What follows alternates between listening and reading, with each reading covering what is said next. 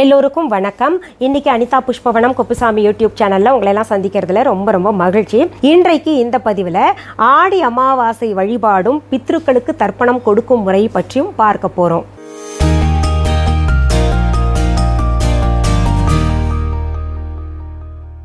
அதற்கு முன்னாடி இன்றைக்கு பிறந்த நாள் மற்றும் திருமண நாள் காண இருக்கின்ற அனைவருக்குமே என்னுடைய வாழ்த்துகள். உங்களுடைய வாழ்க்கையில் நீங்கள் அனைத்து நலங்களும் வளங்களும் கிடைக்கப்பெற்று நீடூழி வாழணும்னு சொல்லிட்டு நான் இறைவன் கிட்ட பிரார்த்திக்கிறேன். இந்த காணொளியை காண்கின்ற அனைவருக்குமே இந்த நாள் இனிய நாளாக அமையட்டும். இந்த ஆடி அமாவாசை பித்ரு வழிபாடு பார்ப்பதற்கு முன்னாடி ஒரு செய்தியை நான் சொல்லிக்கிறேன். இப்போ ஒரு பரிகாரம் சொல்லியிருந்தேன். 5 வெள்ளிக்கிழமைகள் ₹1 நாணயத்தை நம்ம பணப்பெட்டியில் வைக்கிறதுக்காக ஒரு சின்ன பரிகாரம் சொல்லியிருந்தேன். அதனால் செல்வம் பெருகும், நம்ம கையில் பணம் தங்கும் அப்படின்னு சொல்லியிருந்தேன். அது கடைசி நேர பதிவாக கொடுத்துட்டீங்களே அப்படின்னு நிறைய பேர் வருத்தப்பட்டீங்க. அது ஒரு நாள் முன்பு கொடுக்க வேண்டிய பதிவு, சின்ன ப்ராப்ளம், அதில் டெக்னிக்கல் ப்ராப்ளம் நாங்கள் கவனிக்கல. அது சரி பண்ண பின்னாடி தான் கொடுத்துருக்கேன் உங்களுக்கு. அதனால தான் கடைசி நேரம் ஆயிடுச்சு. ஆனால் நீங்கள் 4 வாரங்கள் செய்தால் கூட போதுமானது. இந்த வருடம் ஆடி மாதத்தில் 5 வெள்ளிக்கிழமைகள் வருகின்ற காரணத்தினால உங்களுக்கு நான் சொன்னேன். இல்லைன்னா அதிகபட்சமாக பார்த்தீங்கன்னா ஆடி மாதமெல்லாம் 4 வெள்ளிக்கிழமைகள் தான் வரும் இல்லையா? இதுலேயும் நிறைய பெண்கள் சொல்லியிருந்தீங்க, நாங்கள் மாதவிடாய் நேரங்களில் என்ன பண்ணுறது, எப்படி இருந்தாலும் ஒரு வாரம் ஸ்கிப் பண்ண வேண்டியதாக இருக்குமே அப்படின்னு கேட்டிருந்தீங்க. நீங்கள் சொன்னது சரி. நீங்கள் 4 வெள்ளிக்கிழமைகள் அந்த பரிகாரத்தை செய்தால் போதுமானது. புதிதாக இப்போ பார்க்குறவங்க அந்த பரிகாரம் என்ன நாங்கள் தெரிஞ்சுக்க விரும்புகிறோம் அப்படின்னு நினச்சிங்கன்னா அதனுடைய லிங்க் நம்ம டிஸ்கிரிப்ஷன் பாக்ஸில் இந்த பதிவில் நான் கொடுக்குறேன். அது பார்த்து தெரிஞ்சுக்கோங்க. நல்ல பரிகாரம், ஒவ்வொரு வெள்ளிக்கிழமையும் நீங்கள் செய்துட்டு வாங்க. சரி, இப்போது ஆடி அமாவாசை வழிபாடு பித்ரு தர்ப்பணம் பற்றி பார்ப்போம். இது கடந்த 2 ஆண்டுகளாக நான் கொடுத்துட்ருக்க காரணத்தினால இது கேட்க மாட்டீங்க அப்படின்னு நினச்சேன். ஆனால் சிலர் கேட்குறீங்க, கொஞ்சம் சுருக்கமாவது சொல்லுங்க அப்படின்னு. நான் கடந்த ஆண்டுகள் கொடுத்த பதிவை அதையும் சேர்த்து இந்த டிஸ்கிரிப்ஷன் பாக்ஸில் லிங்க் கொடுக்குறேன். விரிவாக பார்க்கணும்னு நினச்சிங்கன்னா அந்த லிங்க்கில் போய் பார்த்துக்கோங்க. புதிய செய்திகள் கூடுதலாக சொன்னால் உங்களுக்கு இன்னும் நல்லா இருக்கும் இல்லையா? அதனால தான் பார்த்தீங்கன்னா கொஞ்சம் பழைய செய்திகளை தொட்டு காமிச்சு புதிய செய்திகளையும் சேர்த்து சொல்கிறேன். பித்ருக்களுக்கு தர்ப்பணம் கொடுக்கணும், அவர்களுடைய ஆசியை பெற்றுக்கொள்ளணும்னா நம்ம 3 அமாவாசைகள் மிக பெரியதாக சொல்லப்பட்டிருக்கு. ஆடி அமாவாசை, மாலையபட்ச அமாவாசை, தை அமாவாசை. இந்த 3 அமாவாசையிலையும் நமக்கு திதி தெரியலேனாலும், அவர்கள் இறந்த நாள், நட்சத்திரம், நேரம் எதுவுமே தெரியலன்னா கூட அவர்கள் பெயரை வைத்து அவர்கள் நினைவை மனதிலே எடுத்துக்கொண்டு நாம் இந்த தர்ப்பணம் கொடுத்தோமே ஆனால் அது சமன்படுத்தப்படும். அதனால் இந்த 3 காலத்திலும் சொல்லப்பட்ட பித்ரு தர்ப்பண வழிபாடு, பித்ரு வழிபாட்டை நல்லா செய்யணும். நம்ம அப்படி செய்தோமே ஆனால் நமக்கு வாழ்க்கையில் எந்த துன்பங்களும் இருக்காது. பொதுவாகவே நம்ம வாழ்க்கையில் ஏதாவது துன்பங்கள் தொடர்ந்து வந்துகிட்டே இருந்ததுன்னா நம்ம நிறைய வழிபாடு பண்ணுவோம். அதனால் கூட சரியாகலைன்னா எதனால் இப்படி இருக்குது அப்படின்னு ஜோதிடர்கிட்ட போய் பார்க்கலாம் அப்படின்னு பார்த்தோமே ஆனால் சில ஜோதிடர்கள் சொல்லுவாங்க, உங்களுக்கு பித்ரு தோஷம் இருக்குது, பித்ருக்களுடைய ஆசிகள் இல்லை அப்படின்னு சொல்லுவாங்க. உண்மையிலேயே பித்ரு ஆசி இல்லைன்னா நம்ம வாழ்க்கையில் நிறைய கஷ்டப்படுவோம். அது எத்தனை சாமி கும்பிட்டாலும் நம்மளுடைய பிரச்சனைகள் தீராது அப்படின்னு சாஸ்திரத்தில் சொல்லப்பட்டிருக்கு. புராண கதைகளும் சொல்லும். பகவான் ஸ்ரீ மகாவிஷ்ணுவும் சிவபெருமான் கூட சொல்கிறாங்க, உன்னோட முன்னோர்களை, உன்னுடைய மாதா பிதா, உன்னுடைய பித்ருக்களை நீ வணங்கலைன்னா என்கிட்ட வரவே வராத, நீ கும்பிட்டா கூட உனக்கு நான் உதவி செய்ய மாட்டேன் அப்படின்னு புராணங்களில் சொல்லப்பட்டதாக கதைகள் இருக்கு. அதனால பித்ருக்களுக்கு நம்ம செய்ய வேண்டிய கடமைகளை சரிவர செய்யணும். அவர்கள் வாழ்கின்ற காலத்திலேயும் நம்ம அவங்கள நல்லா கவனிச்சுக்கணும். அவர்கள் இறந்த பிறகும் சரிவர வாழ்கின்ற காலத்தில் என்ன செஞ்சோமோ அதை எல்லாம் செய்துகிட்டு வரணும். அவர்களை வணங்க வேண்டும். அப்படி வணங்க வேண்டிய அற்புதமான தருணம் தான் பார்த்தீங்கன்னா இந்த ஆடி அமாவாசை வழிபாடு, பித்ரு தர்ப்பணம் செய்யக்கூடியது. இந்த வழிபாட்டை பற்றி நிறைய பேர் சொல்லியிருப்பாங்க. அதை கடைபிடிச்சுக்கிட்டு நிறைய பேர் வர்றாங்க. அதில் ஆண்கள் தான் பித்ரு வழிபாடு செய்யணும் அப்படின்னு சொல்லியிருக்காங்க இல்லையா? இது சாஸ்திரத்துலேயும் அப்படி தான் குறிப்பிடப்பட்டிருக்கு. அப்போது நிறைய பெண்கள் என்ன கேட்குறீங்க, சொல்கிறீங்க, பெண்களாகிய எங்களுக்கு, எனக்கு சகோதரன் கிடையாது, ஒருத்தரும் கிடையாது, நான் ஒரு பொண்ணு தான், இல்லை 2 பேர் தான் அக்கா தங்கச்சிங்க, ஆண் வாரிசு இல்லாத குடும்பம் நாங்கள் எல்லாம் எங்கள் அம்மா அப்பாவுக்கு தர்ப்பணம் செய்யக்கூடாதா அப்படின்னு நிறைய பேர் பல நாள்களாக கேட்டுக்கிட்டு இருக்கீங்க. இது சரியான ஆதங்கம் தான். இப்போ பார்த்தீங்கன்னா எனக்கே 2 மகள்கள் இருக்காங்க. எனக்கே வந்து சில சமயம் தோணும், வாழ்கின்ற காலத்தில் சரி, அதற்கு பிறகு நமக்கு யார் தர்ப்பணம் செய்வாங்க அப்படின்னு நினைப்பது உண்டு. நம்ம என்ன நினைக்கிறோம், நிறைய பேர் இறந்த உடனேயே மோட்சம் சிலருக்கு கிடைக்கும், அவர்கள் மறுபிறவி உடனே எடுத்துருவாங்க அப்படின்னு நினச்சிக்கிட்டு இருக்கோம். அப்படி கிடையாது. நம்முடைய 365 நாட்கள் பித்ருக்களுக்கு பார்த்தீங்கன்னா ஒரு நாள் ஆகுது. அப்போ எவ்வளோ தொலைவில் பித்ரு உலகம் இருக்குன்னு நினச்சி பாருங்கள். அதாவது சூரிய கிரகணத்துக்கு பக்கத்தில், சூரியனுக்கு அருகில் தான் பித்ரு உலகமே இருக்குது. அங்கே அவங்க போய் சேரணும்னா பல காலம் எடுக்கும். காடு மேடு அந்த மாதிரி நல்லா செஞ்சுருந்தாங்கன்னா அவங்கள நல்லபடியாக கூட்டு போவாங்க, இல்லைன்னா காடு மேடு முட்புதர்களில் அப்படி கூட்டு போவாங்க. இது வந்து கருட புராணம் சொல்லுது. நம்ம என்ன நினச்சிக்கிட்டு இருக்கோம், அவங்க வந்து சீக்கிரத்தில் மறுபிறவி எடுத்துருவாங்க அப்படின்னு. அவர்கள் செய்யக்கூடிய கர்ம வினைகளை பொறுத்து தான் எதுவுமே அமைஞ்சிருக்கு. அப்படி இருக்கும் பட்சத்தில் அவர்கள் அந்த பித்ரு லோகத்துக்கு போய் சேர்றதுக்கு பல ஆண்டுகள் பல காலம் எடுக்கும். அது வரைக்கும் அவங்க எங்கே சாப்பிடுவாங்க, அவர்களுக்கும் பசி எடுக்கும். அவர்களுடைய உடம்பு தான் அழியுமே தவிர அவர்கள் இன்னொரு பிறவி எடுக்கின்ற வரைக்கும் அந்த ஆன்மா இருக்கும்.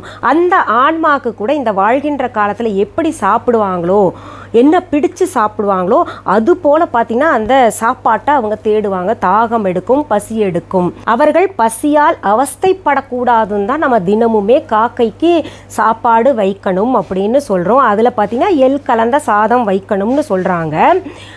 அது வந்து நிறைய சொல்லியிருக்கேன் அதை பற்றி. அந்த காகத்திற்கு உணவு வைத்தால் நம்ம பித்ருக்களுக்கே வைத்த மாதிரி அப்படின்னு சொல்லுவாங்க. ஏன்னா அந்த சூரிய மண்டலத்திலிருந்து வருகின்ற கதிர்கள் எல்லாம் இந்த உணவை ஏற்றுக்கொண்டு பித்ருக்களுக்கு கொடுக்கும் என்று புராண கதைகள் சொல்லுது. அதெல்லாம் ரொம்ப பெரிய விஷயம். அதெல்லாம் படிக்க படிக்க ஆர்வமாகவும் இருக்கும், நம்ம தெரிந்து கொள்ளணும்னு கூட நம்ம நினைப்போம். அப்படி சாப்பாடு வைக்கிறது நம்ம எள் சாதம் தான் வைக்கணுமா அப்படின்னு கேட்டிங்கன்னா நான் அப்படி பண்ணுறது கிடையாது. வாழ்ந்த காலத்தில் அவங்க என்ன விரும்பி உண்டார்களோ அதை வைப்பேன். குறிப்பாக சொல்லணுன்னா நான் நெய் கலந்த சாதத்தை வைப்பேன் தினமுமே. அப்படி இல்லைன்னா என்னுடைய அப்பாக்கெல்லாம் பார்த்திங்கன்னா அவரை நினைத்து தினமுமே நெய் சப்பாத்தி சுட்டு வைப்பேன்.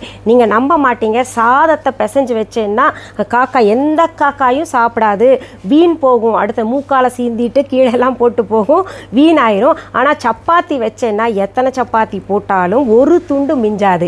என் வீட்டுக்கார் கூட கிண்டல் அடிப்பார், பாரு சப்பாத்தி வச்சாதான் காக்கா எல்லாம் சாப்பிடுது அப்படின்னு சொல்லுவார். எனக்கு சகோதரர் இருக்கிறார், அதனால் தர்ப்பணம் செய்கிறதெல்லாம் அவர் பார்த்துப்பார். ஆனால் தினமுமே வந்து ஒரு பக்கம் சப்பாத்தியும் வச்சுருவேன், நெய் கலந்த சாதத்தையும் வச்சுருவேன். ஏன்னா என் கணவர் பக்கம் பேர் தெரிஞ்சவங்க தெரியாதவங்க அத்தனை பேரையும் மனசுக்குள்ளே நினச்சிட்டு வைப்பேன். சாப்பிடும் பொழுதும் கூட நான் நினைப்பேன், காலையில் நான் முதல் உணவாக காஃபி சாப்பிட்டாலும் சரி, எதுவாக இருந்தாலும் அப்படி நினச்சி தான் சாப்பிடுவேன். இந்த பித்ரு தர்ப்பணம், பித்ரு வழிபாடு கணவருடைய உறவினர்களுக்கு மட்டும் செய்கிறோமே. ஆனால் அவங்க வாழ்ந்த காலத்தில் என் மாமியார் ஆகட்டும் மாமனார் ஆகட்டும் அவங்க நம்மளை நல்லா வச்சுக்கல, எப்போ பாரு சண்டையும் சச்சரமா வச்சுக்கிட்டாங்க, அவர்களுக்கு போய் பித்ரு வழிபாடு செய்யணுமா அப்படின்னு ஈடுபாடு இல்லாமல் இருந்துடாதீங்க.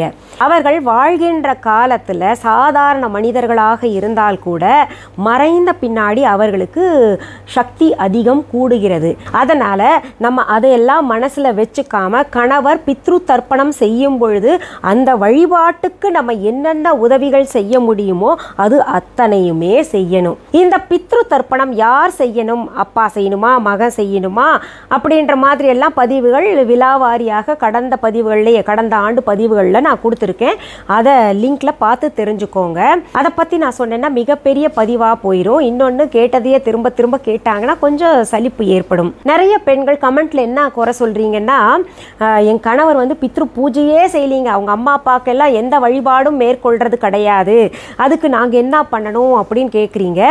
அவரை வந்து கன்வின்ஸ் பண்ணுங்க, பண்ணுங்கள். இந்த மாதிரி நம்ம குடும்பத்தில் இருக்கக்கூடிய பிரச்சனைகள் இல்லை நம்ம சந்ததியினரெல்லாம் பிரச்சனை இல்லாமல் வாழணும்னா நம்ம அதை செய்யணும்னு புரிய வையுங்க. அப்படி இல்லைன்னா நீங்கள் சாஸ்திரிகளை வைத்து செய்யலாம். சாஸ்திரிகள் நமக்கு பதிலாக எல்லா பூஜையும் ஏற்பாடு செய்து அவர் என்ன பண்ணணும் ஏது பண்ணணும்னு நல்ல வழி காட்டுவாங்க. சரி, இப்போ லாக்டவுன் பீரியடாக இருக்கே, எங்கே சாஸ்திரிகளை கூப்பிட்டு பண்ணுறது அப்படின்னு கேட்டிங்கன்னா, ஆன்லைன்லேயே சாஸ்திரிகள் இந்த மாதிரி பித்ரு வழிபாடெல்லாம் செய்து வைக்கிறாங்கன்னு நான் கேள்விப்பட்டேன். நான் இது கொஞ்சம் முன்னதாக பதிவு கொடுத்துருந்தேன்னா நீங்கள் செஞ்சுருப்பீங்க. பரவாயில்ல, ஒன்றும் பிரச்சனை இல்லை. இந்த பதிவு பார்க்குறதுலேருந்து அடுத்த நாள் காலையில் மதியம்தான் பித்ரு வழிபாடு செய்ய போகிறீங்க. அதற்கான உங்களுக்கு தெரிஞ்ச சாஸ்திரிகள் யாராவது இருந்தாங்கன்னா அவங்கள தொடர்பு கொண்டு அவங்க சீக்கிரத்தில் பண்ணி வச்சுருவாங்க. ஏன்னா நிறைய அவங்க செய்கிறாங்க இந்த மாதிரி ஆன்லைனில். ஒரு 5 நிமிஷம் 10 நிமிஷத்துலேயே அந்த வழிபாடெல்லாம் எப்படி எப்படி சொல்கிறாங்களோ அதன்படி செஞ்சு முடிச்சிருங்க. இப்போது அடுத்த கேள்விக்கு வருவோம். ஆண் வாரிசு இல்லாத பெண்கள் நாங்கள்லாம் என்ன பாவம் செஞ்சோமா? எங்கள் அம்மா அப்பாவுக்கும் பசிக்கும் இல்லை, அவங்களும் சாப்பிடணும் தானே, நாங்கள் ஏன் வழிபாடு செய்யக்கூடாது அப்படின்னு நிறைய பேர் கேட்டுக்கிட்டு இருக்கீங்க. தவறு கிடையாது. பெண்கள் செய்யக்கூடாது என்று புராணங்கள்ல எங்கேயும் சொல்லப்படவில்லை. அப்புறம் ஏன் இந்த மாதிரி வந்திருக்கு அப்படின்னு கேட்டிங்கன்னா, நம்ம முன்னோர்கள் வாழ்ந்து அனுபவித்து எது செய்யணும், டூஸ் அண்ட் டோன்ட்ஸும்பாங்கள்ல, எது செய்யணும் எது செய்யக்கூடாது, எது செய்தால் சரிப்பட்டு வரும், எப்போவுமே வாழ்க்கை சுமூகமாக இருக்கும் அப்படின்னு பார்த்து பார்த்து என்ன பண்ணாங்க, சாஸ்திரம் சம்பிரதாயம் என்று உருவாக்கினார்கள். இதில் பெரும்பாலும் சாஸ்திரம் பார்த்திங்கன்னா ஆண்களுக்கு ஏற்ற மாதிரி அமைஞ்சிருக்கு. ஏன்னா நம்ம திருமணத்திற்கு பிறகு பெண்கள் கணவரோடு தான் வாழணும், அந்த வீட்டில் தான் வாழணும், அவங்க ஒரு புது வாழ்க்கையை துவங்கணுங்கிறதுக்காக அவங்களும் சரியாக தான் செஞ்சுருக்காங்க. ஆனால் கூட நமக்கு மனசில் ஆதங்கம் இருக்குது இல்லையா? நம்ம அப்பா அம்மாவுக்கு செய்யணும் அப்படின்றதுக்கு இல்லை. அதுக்கு தான் பார்த்திங்கன்னா நான் உங்களுக்கு சொல்லியிருந்தேன், காருண்ய தர்ப்பணம் அப்படின்னு ஒன்று இருக்குது. இந்த காருண்ய தர்ப்பணம் பார்த்திங்கன்னா உலக ஜீவராசிகள், நமக்கு கண்ணுக்கு தெரிஞ்சவங்க கண்ணுக்கு தெரியாதவங்க யாராக இருந்தாலும் சாஸ்திரிகள் கிட்ட குருக்கள் கிட்ட நான் காருண்யம் தர்ப்பணம் பண்ணிக்க விரும்புகிறேன், அதில் என்னோட அம்மா அப்பாவுக்கும் சேர்த்து பண்ணிக்கிறேன் அப்படின்னு சொன்னீங்கன்னா அவங்க உங்களை வழி நடத்துவார்கள். இப்படி ஆண் வாரிசு இல்லாதவர்களுக்காக தான் என்ன பண்ணுவாங்க, அந்த 16ஆம் நாள் காரியம் பண்ணுவாங்க இல்லையா? அப்போ பார்த்தீங்கன்னா 1 வருஷத்துக்கு உரியது இல்லை வாழ்நாளுக்கு உரியது எல்லாத்தையும் திதி கொடுக்கறது, தர்ப்பணம், அதுக்கு என்னென்ன செய்யணும் செய்து முடிச்சிருவாங்க. அப்படி செய்தால் போதுமானதா அப்படின்னு கேட்டிங்கன்னா அது போதுமானதுன்னு சொல்லுவாங்க. அதுக்கப்புறம் தான் பார்த்திங்கன்னா நம்ம தினமுமே உணவு வைக்கிறோம்ல, அந்த உணவு வைக்கும் பொழுது நம்முடைய பெற்றோர்களையும் நினைத்து உணவு வச்சிடணும். அதை தவிர அவர்கள் வாழ்ந்த காலத்தில் என்னென்ன விரும்பி சாப்பிட்டாங்களோ அதெல்லாம் நம்ம மாதந்தோறும் வருகின்ற அமாவாசை அன்னைக்கு அவர்களுக்கும் சேர்த்து செய்யலாம். படையல் போடலாம். அவங்க படம் வச்சுக்கிட்டு ஒரு விளக்கு வச்சுக்கணும். அது அகல் விளக்கு வச்சிங்கன்னா ரொம்ப நல்லது. காமாட்சி அம்மன் விளக்கு வேண்டாம், அது பூஜை அறையில் நம்ம ஏற்றக்கூடியது. அகல் விளக்கு வச்சுக்கிட்டு இலையை விரித்து அவர்களுக்கு உரிய உணவை பரிமாறிட்டு அவர்களுக்கு படைத்த பின்னாடி ஒருவரை கூப்பிட்டு நம்ம சாப்பாடு போடணும். இது ரொம்ப ரொம்ப நல்லது. அப்படி இல்லைன்னா என்ன பண்ணணும்னா, சமைச்சு போட முடியல, அதை எங்கள் வீட்டுக்காரங்க இல்லை எங்கள் மாமனார் மாமியார் ஏற்றுக்க மாட்டாங்க அப்படின்னு நினைக்கிறவங்க இந்த வருடந்தோறும் வருகின்ற ஆடி அமாவாசை, தை அமாவாசை, மாலையபட்ச அமாவாசை இருக்கு இல்லையா, அவங்கக்கிட்ட பர்மிஷன் கேட்டு அவங்க ஒத்துக்கிட்டாங்கன்னா செய்யுங்க. அப்படியும் இல்லைன்னா ஏதாவது ஒரு ஏழை அந்தனருக்கு அரிசி பருப்பு நெய் முடிஞ்சால் பழங்கள் எல்லாம் வாங்கிட்டு அவங்களுக்கு கொடுத்துடலாம். இதுவும் செய்யலாம். இன்னொன்று, ஒரு சிலர்லாம் பார்த்தீங்கன்னா வாழ்கின்ற காலத்தில் ரொம்ப அழகாக புடவை கட்டிக்கணும்னு நினைப்பாங்க அம்மாலாம். அவர்கள் நினைவாக ஏழை அந்தனர் பெண்ணுக்கு கொடுக்கலாம். இப்போ இன்னொரு கேள்வி கூட உங்களுக்கு எழலாம். புராணங்களில் சொல்லப்படாத ஒரு விஷயம், இடையில் மனிதர்களால் ஏற்படுத்தப்பட்ட சாஸ்திரம் சம்பிரதாயம் அப்படின்னு நினச்சிங்கன்னா, உண்மையிலேயே புராணங்களில் பித்ரு தர்ப்பணம் சீதாதேவியார் செஞ்சுருக்காங்க. அது உங்களுக்கு ஏற்கனவே நான் சொல்லியிருக்கேன்.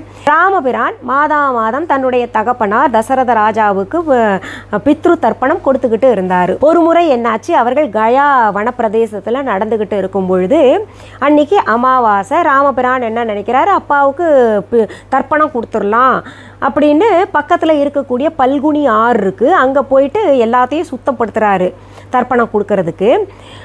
தம்பி லக்ஷ்மணன்ட்ட சொல்கிறாரு, அதற்குரிய நவதானியங்கள் வாங்கிட்டு வரணும், மற்ற வழிபாட்டுக்குரிய பொருள்கள் எல்லாம் வாங்கிட்டு வாங்கன்னு சொல்லிட்டு அனுப்பி வைக்கிறாரு. சீதா பிராட்டியார்கிட்ட வீட்டில் சமைச்சு வையுங்க அப்படின்னு சொல்லிட்டு போயிடுறாரு. சீதா பிராட்டி போயிட்டு பழங்கள் எல்லாம் எடுத்துகிட்டு வர்றாங்க, சமையலுக்கு ஏற்பாடு செஞ்சுக்கிட்டு இருக்காங்க. இங்கே ராமர் ஆற்றங்கரையில் பித்ரு தர்ப்பணம் கொடுப்பாங்க, அங்கே எல்லாத்தையும் ஏற்பாடு செஞ்சுக்கிட்டு இருக்காரு. ரொம்ப நேரம் ஆயிடுச்சு, லக்ஷ்மணன் வந்தபாடு இல்லை. அப்போது ராமபிரான் என்ன பண்ணுறாரு, சீதா பிராட்டிட்ட எல்லாத்தையும் ஏற்பாடு செஞ்சு வையுமா, நான் போயிட்டு லக்ஷ்மணன் எங்கேன்னு பார்த்துக்கிட்டு வர்றேன், இத்தனை நேரம் ஆயிடுச்சே, பித்ரு தர்ப்பணம் கொடுக்கக்கூடிய நேரம் நெருங்கி விட்டது அப்படின்னு கிளம்பி போயிடுறாரு. இங்கே சீதா பிராட்டியார் தன்னுடைய மாமனாருக்கு பிடித்த பழங்களை வைத்து இங்கே பதார்த்தங்களை ரெடி பண்ணிக்கிட்டே இருக்காங்க. நேரம் ஆயிக்கிட்டே இருக்குது. இங்கே பார்த்தீங்கன்னா சீதா பிராட்டியாருக்கு ஒரு தவிப்பு வந்துருச்சு. போனவங்க இன்னும் காணலையே, சீக்கிரம் தர்ப்பணம் கொடுக்கணுமே, தர்ப்பண நேரமே முடிஞ்சிருமே அப்படின்னு தவிச்சுக்கிட்டு இருக்காங்க. அப்போது ஒரு அசரீரி குரல் கேட்குது, தசரத மகாராஜாவின் குரல். சீதா பிராட்டியார்ட்ட சொல்கிறாரு, மருமகளே, பித்ரு தர்ப்பணம் கொடுக்க வேண்டிய நேரம் முடிய போகுது, அடுத்தது அசுர நேரம் வரப்போகுது, அதுக்குள்ளே தர்ப்பணம் கொடுக்கணும், அவங்க 2 பேர் வரலை, அதனால் நீ என்ன சமைச்சிருக்கியோ அதை வைத்து எனக்கு தர்ப்பணம் கொடுத்துரு அப்படின்னு சொல்கிறாங்க. அப்போது சீதா பிராட்டியார் அதிர்ச்சிக்கு உள்ளாகிறாங்க. சரி, நான் தர்ப்பணம் பண்ணிடுவேன், ஆனால் நான் பண்ணிட்டேன்னு சொன்னால் என் வீட்டுக்கார் ஏற்றுக்க மாட்டார், இது நடைமுறையில் இல்லையே அப்படின்னு. அதற்கு சாட்சியாக பசுமாடு பக்கத்தில் இருக்குது, அதை கூப்பிட்டுக்கோ, நீ இப்போது பூஜைக்குன்னு தாழம்பூ பறிச்சுட்டு வந்திருக்கீல்ல, அதையும் வச்சுக்கோ, அப்புறம் அந்த பல்குனி ஆறு பக்கத்தில் ஓடிக்கிட்டு இருக்கு, அதையும் சாட்சிக்கு கூப்பிட்டுக்கோ, இந்த ஊர் கயா இருக்குல்ல, அதையும் கூப்பிட்டுக்கோ அப்படின்னு சொல்கிறாரு. சரின்னு இவங்க 4 வரையும் சாட்சியாக வைத்து சீதா பிராட்டியார் மாமனாருக்கு தர்ப்பணம் கொடுத்துட்றாங்க. கொஞ்ச நேரம் கழிச்சு வெளியில் போயிருந்த ஸ்ரீராமன் லக்ஷ்மணன் 2 பேரும் வர்றாங்க. எல்லாம் ரெடி ஆயிடுச்சா, படைச்சிடலாமா அப்படின்னு சீதா பிராட்டியார்கிட்ட கேட்ட உடனேயே சீதா பிராட்டியார் நடந்ததெல்லாம் சொல்கிறாங்க. சீதாதேவி சொன்னதை ராமபிரான் நம்பாமல் அவங்க ஏதோ ஒரு கனவு கண்டு இருப்பாங்க அப்படின்னு மீண்டும் சொல்கிறாரு. எல்லாம் ஏற்பாடு செய்யுமா அப்படின்னு இல்லைன்னு மறுபடியும் மறுக்கிறாங்க. பாருங்க, நான் தர்ப்பணம் கொடுத்ததுக்கு சாட்சியாக இவங்க 4 பேர் இருக்காங்க, இவங்கக்கிட்ட கேட்டுக்கோங்க அப்படின்னோடனே எல்லாம் ஒதுங்கிடுறாங்க சாட்சி சொல்லாமல். என்ன ராமபிரானுக்கு பயந்துக்கிட்டு நான் இல்லை நீ இல்லைன்னு போயிடுறாங்க. அவர்கள் அமைதியாக இருந்ததை பார்த்த உடனே ராமபிரான் தீர்மானத்துக்கே வந்துறார், சீதா பிராட்டியார் கனவு தான் கண்டிருக்காங்க அப்படின்னு. சரி ஏற்பாடு பண்ணு அப்படின்னு சொல்லிட்டு எல்லாம் இலையெல்லாம் போட்டு எல்லாம் ஏற்பாடு பண்ணுறாங்க. அப்போது மீண்டும் அசரீரி குரல் கேட்குது. தசரத மகாராஜா சொல்கிறாரு, எதுக்கு மறுபடியும் எனக்கு தர்ப்பணம் பண்ணுற, ஏற்கனவே எனக்கு சீதா பிராட்டியார் பண்ணியாச்சு, என்னுடைய மருமகள் பண்ணிட்டா, நீ இன்னொரு முறை பண்ணணுன்றது அவசியம் கிடையாது அப்படின்னு அந்த அசரீரி குரல் சொன்னதை கேட்ட பிறகு தான் ஸ்ரீராமன் சீதா பிராட்டியார் சொன்னது உண்மை அப்படின்னு நம்புறாரு.